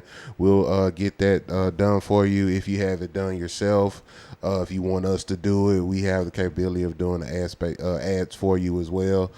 Turn to your neighbor and say that ain't much. It ain't much. Yeah, man. Just look at that, man, and we'll get you right and help you with your promo. Help us help you. Man, that's dope. Y'all about to have to promote City of Faith on here. Hey, we with it. I'm about to, sign me up. Yes, sir. And I just went and followed, subscribed on YouTube. Nice. I love Come on. YouTube. I'm Yes, a sir. YouTube person. Oh, yeah. Yes, sir. Y'all catch us on YouTube, too. Also, you guys will catch us on Spotify because we have audio episodes. So look us up on Spotify, DFW Shed Sessions. Yeah, man. So we try and do these things over here. Y'all killing, man. I love it. Appreciate that. Yeah, so let's get to these plugs. Professor Melville, Butamus Professor Melville, where can we find you on social media? You can find me on all social media platforms under Professor Melville. That is Professor Melville. Hey. Yeah. My good brother J Ell, where can we find you on social media? Man, J Ell Groove, Facebook, Instagram. Who is J Ell Groove? If you want to dabble in one of my conglomerates, holler at me on another Groove project. We do photography, video. Get that loose spirit out of here. photography, videography, marketing, content creation, anything of the sort. Another Groove project, you can get at me when it comes to that. Merch is in, people. If y'all want to dabble in some of this fifth level couture, hats, shirts, all that good stuff, get at me and we'll get you squared away. And Lou, where can we find you? So y'all guys can find me on TokTik, and y'all can find me on Instagram. Oh, and TikTok. Yeah, that one. Under Lou Paul Beats. And also I do have music out and available on all streaming platforms. Just put in Lou Paul Beats and add some nice, cool, chill, instrumental hip-hop music to your playlist. Dope. Yeah, man. Yeah, so my good brother, Pastor Chan, where can we find you on social media? Well, I'm on all of them at Chan Horton, just my first and last name. And then our church is City of Faith, FW, Fort Worth, FW. Okay. City of Faith, FW, everywhere, TikTok, YouTube. I'd love for you to tap in with us on YouTube, City of Faith, FW on YouTube. Nice. And again, same on Instagram, same on TikTok. So that's where I'm mostly on social media. Got you. Yeah. Most of what you'll see, because I'm not much of a social media guy, but our church is very active, and we do a lot. We do a lot on social media with our church, so it's pretty cool. Man, getting to a point to where y'all do midnight musicals. We about to. We gonna have one. Hey, you better be there. Right, man. Come be on the organ, man. Come on, somebody. Just growing up, you would never think that churches would have a social media team, social media ministry, and stuff like that. It's crazy. I remember Cass was getting called the devil for having a tablet in the pulpit at first. We was getting blasted, getting rebuked for being on Facebook. Come out here, y'all need to get off Facebook. Now and then, you know what I think though, man? Pandemic. Yeah. It made people who hated it have to love it. You have to. Yeah. You have to, man. Yeah. You have to, because you needed it. Yeah. You know what I'm saying? You saw the value in it. You know, all that good stuff. All right, man. Lou, what you got? Yeah, we want to get into these segments. You want to get into the segments? All right, man. We about to get into these segments, Pastor Chan. We do recurring segments every week. Get to know the guests a little bit more, just deep dive, stuff like that. And we want to start off with one of our favorite segments called Top 5.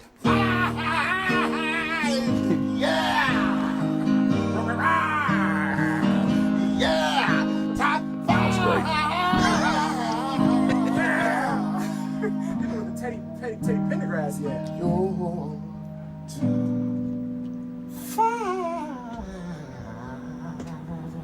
sounds so beautiful, don't you agree?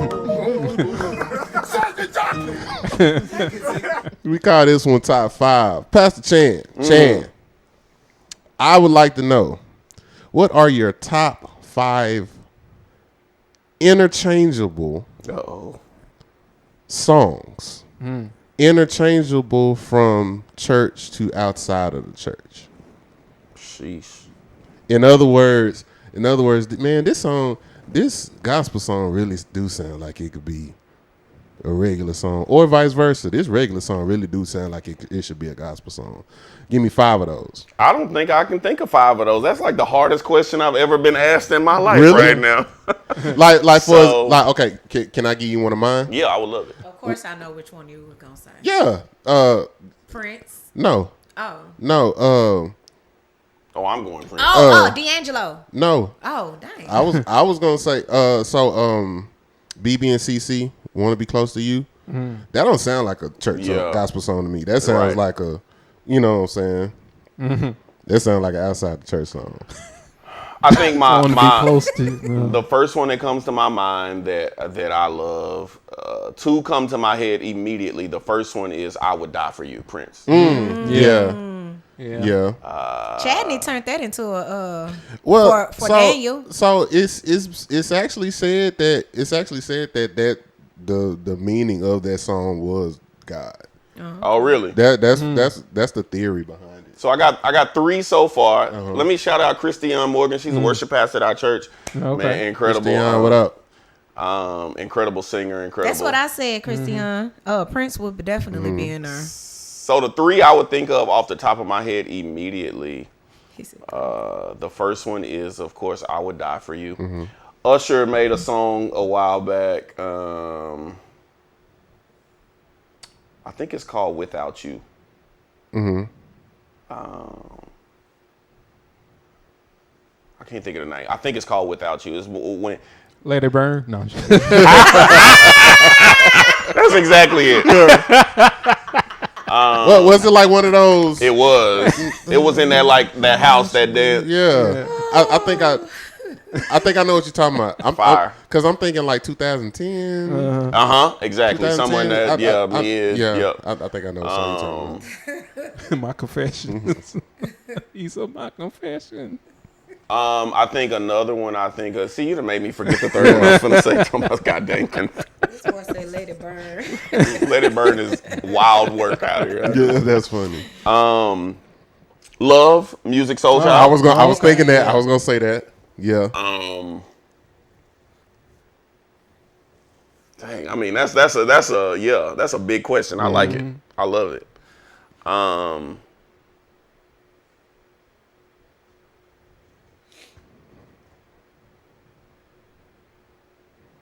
Let me think about this. I'll give you another. I'll give you another one of mine, but you can't have it. You still got 2 more. I won't steal it. You still got 2 more. When I first heard "He Is," Brandy. Heather Hadley. My protector, my provider. Okay. I definitely thought that was a gospel song. Wow. Yeah, Heather Hadley. Yeah. He is. I was like, that's not. Okay, bet. Okay. Let me think. I was thinking love. Love definitely sound like a. Yeah. I Believe I Can Fly. Okay, we're gonna leave that one off the list. Why are you playing? I think some youth choirs did sing. What you mean? So that joker definitely got sang in church. You know what I'm saying? Man, I gotta think about that's such a, because I mean, there's so much music to think about. Obviously, I love that Usher song. I wish I could think of the. I'm gonna look up the title of it. I ain't gonna play it, but I'll look up the title of it. I think it's called "Without You." I think it's called "Without You" too. I don't think I've ever heard that. Yeah, it was. I remember because I was in San Antonio at the time, and that was popping. Yeah, I think it's called "Without You." Shardrick, will we read what has happened? He said Shardrick. Sharwick. Am I saying? I'm probably. Let me stop messing up people's Oliver names. said Mariah Carey Without You. Hey, Oliver's my brother, man. All the way from Virginia. He's one of my network brothers. We are in the same Reformation, the same network. Okay. Our churches are in the same network. He's a pastor in Virginia, my brother. Nice. I don't know Without You. You took me somewhere else. Oh, I don't know that one. You lost me on that one. You went too deep for me. I ain't. But yeah, man, I don't think I don't. You got me stumped. I ain't gonna hold you. You got me. You took me out of there. Really? Okay. Yeah, that got to be a group conversation because I don't. All right. We've never had We've never had somebody that didn't complete a top 5. Listen, you gotta give me an easier. I would think with you being a musician, that would be easier. It feels so broad. You know what I'm saying? It's too much. Yeah, to his point, that is the hardest top 5 you've ever given someone. K-Lou, Lakers in 5 is always appropriate. Always in 5. All right. Well, okay, man. What about you? What song? Why would you put me on the spot? Just give me one. Well, I'll tell you one of my favorites that have been done, and that's All Day Every Day. D'Angelo's. What's that? Anita Wilson. No, I mean, yeah, but I'm talking about. Oh, like not changing the words. Yeah, or anything? Leave it the way it is. But it's like it really feel like it could go either way, church or outside of church. I think I got one. What's that? You about to say some BS on No. Okay. Yolanda Adams, Alone in the Room. Open My Heart. First of all, we don't know what kind of song that was. Right. Why you playing? And that's my point. And that's my point. That's the point. Yeah. You know what I'm saying? Actually, yeah. Alone in the Room. It's just me and you. That's what I'm saying. That's what's crazy about that. We didn't know if that was. I think it got spun as a gospel song, but only because it was Yolanda Adams. Exactly. Yeah. It probably could have been a mainstream song too at the same time. So I don't know. Honestly, I never knew what that song was myself. Another one is Jill Scott, He Loves Me, because Karen Clark. Wow. Yeah. That's a good one, actually. He can't use that one. Why not? Because they didn't keep all the words. He loves me. I mean, when you first listen to it, like. They changed some of the words, so. Because I feel like if you do that one, then you have to do, what's the one that, I think it was a Music Soul Child song that somebody turned it into. Like, you talking about Love? No. It was another one, I think. Maybe it's not Music Soul Child, but it was another soulful song that got turned into a church song. I can't remember. I think another one that comes to mind that is Time After Time, Cyndi Lauper. Okay. Yeah. Time After Time. That one. Now I could go up on that. Come on, go up. Now Prince got a song. It's one of his B-sides though, so you got to be like a real Prince fan to know it. But he got a song called Stand All Time. Okay, I don't know that one. Yeah, he got a song that Stand All Time, and like that's like it actually is low key like a gospel song because he's definitely talking about God in that song. Gotcha. Yeah. You know what I'm saying? Well, so it's like that Sam Cooke song is not a gospel song, but we've turned it into a gospel song. Which one? I Was Born by Oh the yeah. River. Oh yeah. That's not a gospel song. No. It's not a gospel song, but it's like no. I'm saying it's not a gospel song, but it's might like be able to work. I've heard people sing it in church. Yeah, word. And I was like, whoa. Yeah, that didn't happen a couple of times in my church. Yeah. We just started just singing that. Yeah. Okay, I guess we're playing this today. So. Yeah. You know what I'm saying? But yeah, that's somebody said Outstanding by the Gap Band. That's actually okay. I saw somebody do a mashup. They use Outstanding. Outstanding, Lord, you brought me out. Yeah. Something like that. You're like, nah. It was good though. All right, man. So moving on, man. We call this next one. Oh, sorry. What? He had a good point. K-Lou said Kanye West showed us that Rain from SWV could be done. He did. They redid Sunday. that Sunday service. Oh, service, yeah. Rain down on me. Yeah. Yeah. Yeah. I'll throw one last one in there, and it's not me. It's just it's a song Ty Tribbett remade. Now this also goes for like I said, it goes for church songs that could work in secular. They could go out. So, okay, got you. And so it goes back. Well, then I put Melodies from Heaven up in there. But hear me out. When he came out with the remix, I would say I would like Ty Tribbett Superstar. Yeah, Superstar. Yeah. I feel like that. I feel like I could play that at Freeman right now. Yeah. And one of his songs, he actually redid. It's an old rock song. It's like a pop rock song from the 80s. God, I know what song you're talking about. Your love is so. Was it so amazing? No, it's in that record though. It's on that same record. Yes. Yeah. I got my mind stayed on you. That's like a love song. That was like a rock song. Yeah, that Blink 182, I think. All the small things. That's what that was. Good conversation. Yeah. Rain is definitely not a gospel song. More of a J Ell song. You're not wrong, K-Lou. You might not be wrong. All right, man. So we going to go ahead and keep pushing. That's a great convo, though. That's a great convo. So we're going to keep pushing. We call this next segment, we call this one, what's the name of the next segment? Playing in the wrong key. Oh. Playing in the wrong key. So this is our version of what grinds your gears. What flat, Doc. You a flat. So what is playing in this industry, whether it's church, outside of church, whatever case may be, what is playing in the wrong key for Pastor Chan? So I think two things probably that I just can't, I'm going to borrow you to grind my gears. Number one, I hate to see people be mistreated. Okay. So like in whatever capacity, I hate to see people be mistreated.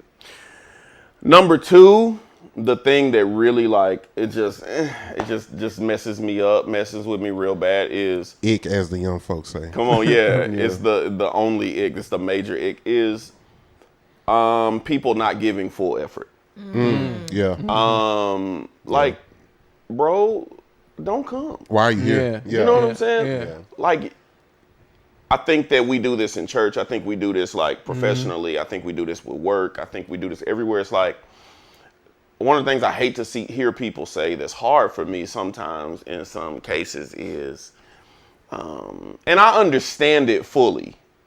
I just think that I have a different perspective personally. And I don't want to put my own thing on other people, but it's like one of the things that we do a lot is they didn't pay me enough to do this. I got you. Oh, yeah. It's friend, but like you agreed to be here. Yeah, you agreed to do it. Yeah. So to me, it's like either bring all of you, or don't. You know, just don't take it. Yeah, right. Yeah. It's like if you walk in and it's like, oh, they don't have a bass player. They want me to play bass too. It's like, well, brother, you gonna be playing anyway. Right. You know what I'm saying? It's like you showing up with nothing but a snare drum. It's like, oh, they ain't pay me enough for a full kit. I ain't bring no foot pedal. It cost another $50 for my foot pedal. Like, dude, I asked you to play drums. You know what I'm saying? But it's that. So I really struggle with that idea of like people who just don't want to. It's hard for me, man, to see people, and I'm not even saying like in my capacity. I just mean in general, it's hard to see. I don't like that mentality of like picking off a menu. It's like, oh, I can do all of these things, but it's like, but for what you paying, I'm only doing these. I can own these three. Now, if you want me to add these next two to the mix, then like, nah, bro, you know, you got to add another couple hundred, and then I would do these things too, but it's gonna cost more. Don't make us order off the menu. You here or you not? Yeah. And I think that if you show up, bring all of you. I feel that. Because nobody makes us do nothing. Yeah. You know what I'm saying? It's like, bro, you agreed. I don't. You know what I'm saying? Yeah. So I don't know. That's just a thing for me. I feel that. I got you. All right. So we're gonna keep it pushing. We call this next one Gig Tales. All right. So good, bad, ugly, or indifferent. What's that one gig experience that you've had that you could talk about? I won't say anything bad. Okay. I think what I'll say is probably the worst part of gigs for me has always been travel. Okay. I remember one gig in particular, really crazy. And I think sometimes people hear like when you travel to work or you have traveled that it just feels, it has a certain level of glamour. and we kind of, you know what I'm saying? People romanticize it. It's like, ooh. And like, I remember one gig in particular, for example, it was on a cruise. Okay. It was with an organization who was having an event on a cruise ship. Okay. And I'm gonna just run y'all down the level of travel that was necessary for this gig. And it's like, when you think back about it, it's like, fam, I don't care how much you got paid. That just wasn't worth it. Yeah, I got you. But again, I went for other reasons, obviously. But it was beautiful, man. It was the cruise left out of Boston. So it was fly to Boston. I think it was. Oh no! I had done an event in Seattle. So I had to do an overnight. I had to do a red eye from Seattle to Boston. Oh wow! Okay. That was already brutal. Okay. It was it was brutal. Yeah. I mean, clear across the country. Yeah. Seattle by itself is miserable. Just like traveling to the Northwest is nuts. Right. So Seattle to Boston started it. Get off the plane in Boston at like 6 a.m. Get on another flight at 8 to go into a little city in Maine. Okay. Which meant go to Boston, get off the plane in Boston, and get on a little plane about the size of this couch. Plane had propellers. Oh yeah, that's right. Because it was that small of an airport. Plane, yeah. And like legit, the airport was the size of this room. That's wild. It was like crazy. I mean, I have never seen an airport that small. And I'm like, why did we come here? Yeah. So it was that thing, because that was where the ship was docked. Because we got on a little late. We got on like 2 days after the ship left. So we had to wait and catch it where the ship was stopping. And that particular city in Maine was like the lobster capital of the world. So they stopped there. It's like, this is the best lobster in the world. Yada, yada. And like, whatever. Nobody cared. But, so it was, Shay, what's going on? Hey, it was that thing. So then we get off of there. They lost our luggage.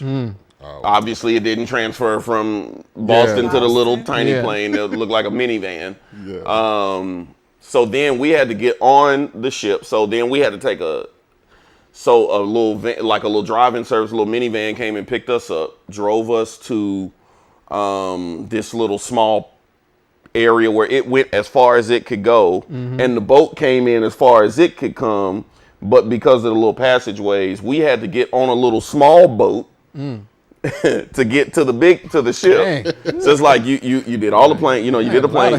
You know what I'm saying? It was crazy. So it was like this little thing, and it felt like the Flintstones, like somebody was paddling under there. We in this huge part of the ocean, and it felt like it just felt like nuts. So we get on the boat. They lost our luggage. We have to do an event that night. So we just all look like raggedy. Wow. So it took them a couple days. Obviously, it's a cruise. So that means they can't possibly get our stuff once the boat gets back in the water. They can't get our stuff until we get to the next place. So that's next 2 days from now. Next port is 2 days from now. Tough. So we stuck with nothing for 2 days. Just that kind of thing. Then getting off the boat, because it was a long cruise, which was like, it was going to be like a 2-week cruise, but we were only there for like 5 days. So it's like I had to get off the boat and fly home from Canada, which was international, and passports and what's that, customs and all of that. So like that would probably be one of my memories of like, man, bro, all this to play up in the song. You know what I'm saying? For $200. There you're right. And it's just like, dang, bro, that was a lot to just play a little bit of thing. It was an incredible week. It's just like, that's what I think about when I think about like that kind of work. It's like, bro, the travel is like, I hate the airport. I don't want to do none of that, because it's that kind of stuff. It's like you got to take 6-7 different modes of transportation to get somewhere, get where you're going. I feel that. That sounds tough, man. Let me ask you this. Imagine you run across a younger version of yourself. A version of yourself when you was coming up, you was trying to figure yourself out and stuff like that. What would the Chan of today, what advice would you give that younger version of yourself? Don't miss windows. everything happens in windows of opportunity, pockets of opportunity. There are some opportunities that you'll see at 20 that you won't get, that you can't, they don't move, they don't repeat, and they don't last outside of that window. Absolutely. I can't go back and like play college basketball in my 40s. Right. You understand what I'm saying? Right. So it's like when there are windows of opportunity, take them. What you should do, I'm glad you made music and stuff. You know what I'm saying? I wish that I had recorded music when I had the idea, and some I did record, and I let life stop me from putting it out. So work the windows. That would be the advice I would give myself. Take advantage of windows and pockets of opportunity, and don't like miss moments, because some don't come back around. Some do, but some don't. You know what I'm saying? Most don't. Most don't. Knowing who you were and knowing your mindset was back then, what would their response be to that advice that you just gave them? Open eyes.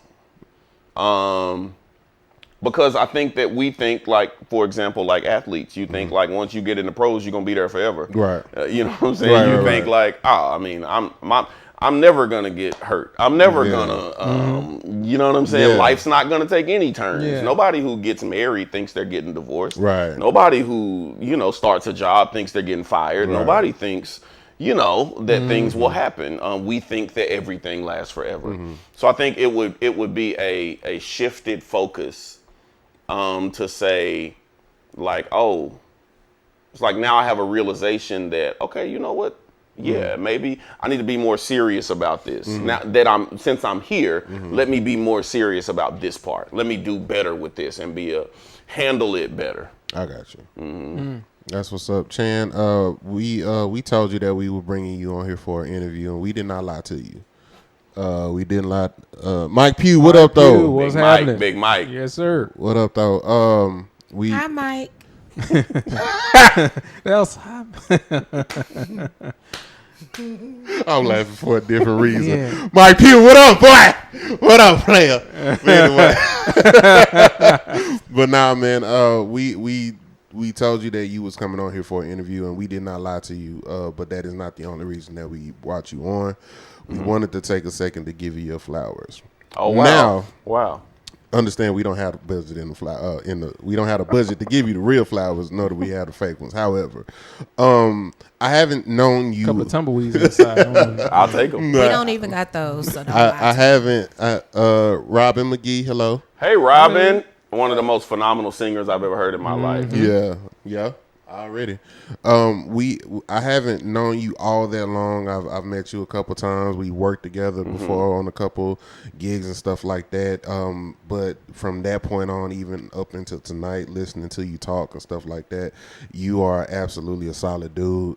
I look at you, and then of course I watch from the shadows too. I watch how you are online. I've seen your messages and stuff with your church and stuff like that. I like your perspective on church, on religion. I like your perspective on really leading people to God with love, and that's what I see you doing. But also being that example of, hey, dude, you don't have to be. We're not going to do that pedestal thing, and we're just like, let's all come down here and meet at the bottom. And I see how you are. Even your talent. Being a talented musician, man, talented professional, on time, all that good stuff. You know what you're doing, you know your stuff, man. And I sit there and watch you, and I'm like, okay, this is a very admirable dude. Wow, you know what I'm saying? This is a very solid individual, man. And I have absolutely nothing bad to say about you. Well. Other than that, I have absolutely nothing bad. Nah, but real talk though, man. It's a lot of good things that came out of Fort Worth. I've come to find out a lot of good things that came out of Fort Worth. You know what I'm saying? So yeah, but no, real talk. No, at the end of the day, man, it's definitely a pleasure getting to know you. Pleasure talking to you, chopping it up with you. You know what I'm saying? I will say we want to see more from you. You know what I'm saying? It's not too late to put that stuff out. It's not too late to put that music out. It's not too late to, reach out and say, hey, man, I want to do this. I need help with that. Like there are some things that does have a window, but then there are some things that don't.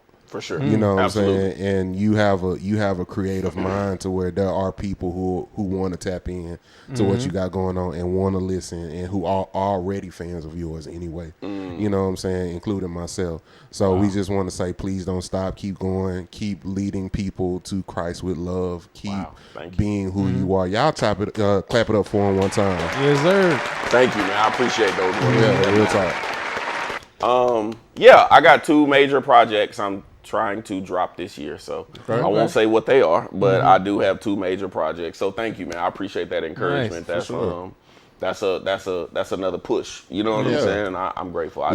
We want to see it, man. I have Yes, 2 sir. major projects, and I hope when I'm done, I can come back and sit on the couch. Oh, And we're gonna talk about it for sure. We'll see. Well, you know what I'm saying. We're gonna talk about it. Lou, what you got? Yeah, man, most definitely. We definitely got to get you back here, man. I think with you being a musician and a pastor, you bring a lot of great information.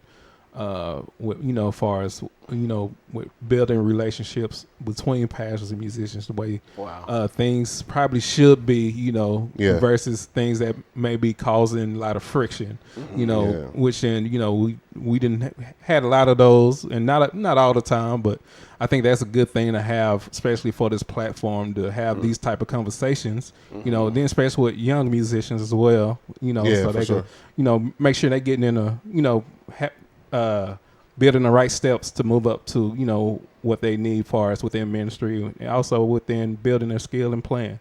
Yeah. So, so yes, sir. Let me tell you something. I appreciate you saying that, man. Thank you. That's special. I wish that I had 2 young keyboardists that I could teach everything I know. Yeah, man. Yeah. When I was, my OG is Kermit Wells. Oh yeah, you know what I'm saying. When I was, that's 17, another one we got to get on the pod. Yeah, for sure. When I was 17, I it's like Kermit took me under his wing. He been like my big brother ever since, man. Yeah. And I didn't really even know how to play like that. Kermit just, you know what I mean. He's special. He will always be the GOAT to me. Oh yeah, and, man, Kermit. But I wish I had somebody. Yeah. You know what I'm saying? I wish I knew two young bulls that I could like just give everything I know. I don't need no money. I'm not. You know what I'm saying? I'm not trying to make you pay me to give you lessons and all of that. I'm just saying there's just a certain level of pour that I think is required. Yeah. I just don't know a lot of like young guys like that, that play and are coming up and are hungry. Yeah, and I think when it comes to like being in a position to pour into people, that's one of the things me personally I look for is like, how hungry are you? Because what I don't want to do is waste my time giving this information and it goes in one ear and out the ass. That's what I don't want. Word up. You feel what I'm saying? And growing, I think sometimes it could be a little bit different. I think when it came to the people who poured into us, we just had a certain level of pride. In what we were doing, you know what I'm saying? Like, this was special to be able to sit down with my OG or my big bro, man, and learn those things, stuff like that. Tashay said her son is ready. Your son, Lil D'Anthony got it. He's better than me. You talking about teach him? He better than me. He already got it. He need to teach me. Right. That boy is incredible. I am already a fan. Yeah. He's supremely gifted, and I mean, listen, he come good stock. And Tashay, like, listen, incredible, one of the greatest vocalists, man. I listen. I think I love just sitting back. Sometimes I just show up places just to listen and clap my hands and be like, y'all are incredible. So I love it. I love it. But yeah, like, come on, bring him. I would love to sit with him and just the little things I know. I know about 3 things. I'll teach him all 3. All 3. Yeah. That's what's up. And pouring is like like we tell people all the time, it's part of why we started this pod. There you go. Both myself and Lucius were at the age, and we both had the resumes to where it's like, okay, we've done some dope stuff. Now we can give people game. You know, how those conversations. You know, you want to get in this industry, you want to make Many those trials and errors, connections. too. You know, you know, we've been through a lot, we've seen a lot, we've done a lot. Some, you know, had some wins, had some L's, and it's like, okay, now we're at a point to where we can give game and exactly know what we're talking about when we talk about it, and also have people like yourself. You know what I'm saying? We can all just sit here and talk about, you know, the lessons that we've learned and the different things that we can do. Because that way, you know, somebody watching this might not have to go through some of the stuff that we went through. Absolutely. You know what I'm saying? Yeah. And that's a major part why we started the pod. I guess you could say we were in a pouring phase. That's great. You know what I'm saying? Yeah. So, it's yeah, special. for sure. She said, I will come around the corner from, I will. We are around the corner from your church. Okay, well, there you go. Good. There it is. There you go. Whoop, there it is. Lou, what you got? Man, yeah, I think we done, man. It's benediction time, Doc. All right, man. Well, May the Lord watch. No. But listen, man, once again, everybody, we appreciate y'all so much for your support. Yes, sir. Make sure you like, share, subscribe. Tell somebody, tell a friend about DFW Shed Sessions. Once again, we got the good brother Chan Horton came and chopped it up with us. Really dope conversation. Yes, sir. Definitely going to be back. Especially after these two major projects drop. You know what I'm saying? You know, so that's going to be a super dope situation. Can I'm sorry. Go ahead. Can I do something just before we leave? Can I just pray? Yeah, go ahead. Go right ahead. Let's do it. Let's do it. Make us crazy. I do. Man, I want to pray for the work y'all are doing. I want to pray for y'all. You know, another untimely loss. Yeah. And people are feeling that and reeling from that. And even if people may see this at another time, I just want to pray for people who are feeling that. A couple weeks ago, we lost one of my good brothers, another musician here in DFW, sound man, musician, Tony Smith. My brother, man. We know Tony. Tony's always going to be one of my brothers. And you know, just as you said, over the last couple years, there has been many things that have happened. And so, man, I just love, just because of the tone of the day. If I could just pray for not only what y'all are doing, man, but just how people are hurting and feeling. And so just very quick, I won't be long and tarry and roll around. But I would like to pray for the people who may see this, and as this is largely a music community spotlight. Even though I don't necessarily live in that world as much, y'all resonate with me, and I love it, man. I'm grateful for y'all. So let's do it. Father God, I pray that you would just cover these who are doing your work. Lord, I pray for the family of this young man who has left before what we say was time. And I pray for just parents and family members and everybody who's feeling that loss and reeling from that loss. But Lord, I thank you that there is no hurt that heaven can't heal.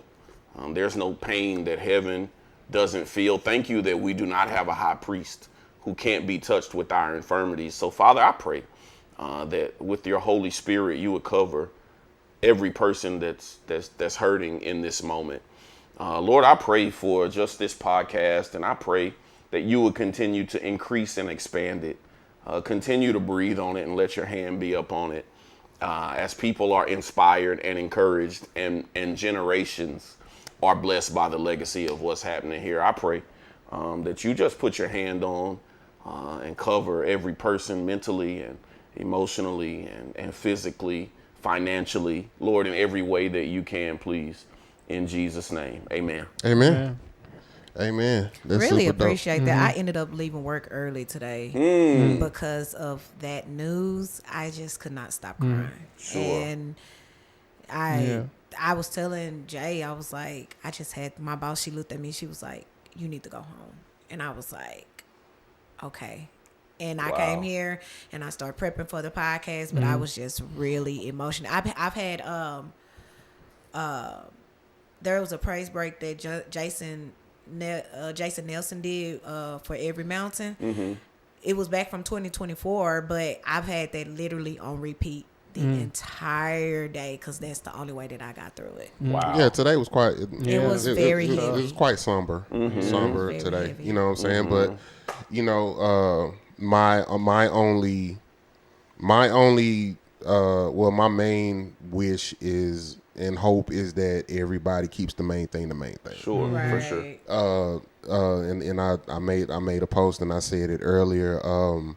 You know, if we can just make sure that we don't add any extra unwanted emotions on the people who are most affected. That matters. You feel what I'm saying? That matters. Making sure that I feel like that's how you honor somebody. Yeah. You honor somebody by making sure no added mess, drama, negativity is coming on top of their family, their friends, the people who are really most affected by it. Bless you. Thank you.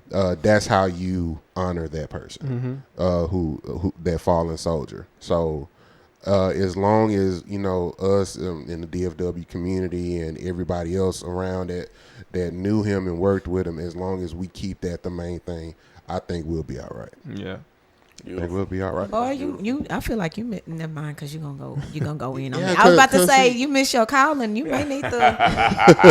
I appreciate it, Dave. I'm where I'm supposed to be at. But with that being said, man, DFW Shed Sessions, we appreciate y'all so much for tuning in. Y'all tune in next week. We're dropping another episode. Like I said, we got the good brother Chan. Make sure you follow him, follow what he's doing, follow his church. Real solid dude, real good dude. And that I think that's all we got. So with that being said, remember, it ain't gonna suck itself. I'm sorry I lied to you, Martin. I just didn't want to go to Arizona. Y'all have a good night.